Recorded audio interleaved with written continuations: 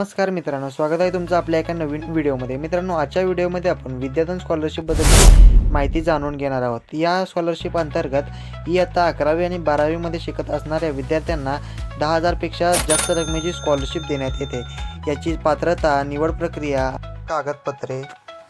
चला तर मित्रांनो, जाणून घेऊया यासाठी कोण अर्ज करू शकतात. मित्रांनो, ज्या विद्यार्थ्यांच्या पालकांचे वार्षिक उत्पन्न हे 2 लाखापेक्षा कमी आहे आणि ज्यांनी महाराष्ट्रातून 2024मध्ये 10वी उत्तीर्ण केली आहे आणि त्यांना 10वीमध्ये 85% पेक्षा जास्त गुण आहेत, असे विद्यार्थी यासाठी अर्ज करू शकतात.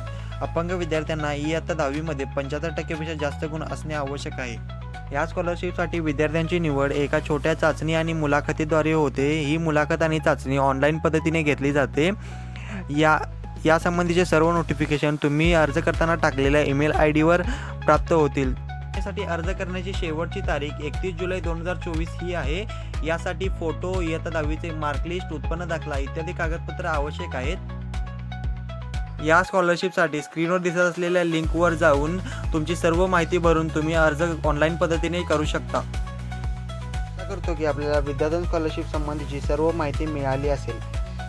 तुम्हाला जर हा व्हिडिओ उपयुक्त वाटला असेल तर तुमच्या मित्रांना देखील नक्की शेअर करा, जेणेकरून ते सुद्धा या स्कॉलरशिपचा लाभ घेतील.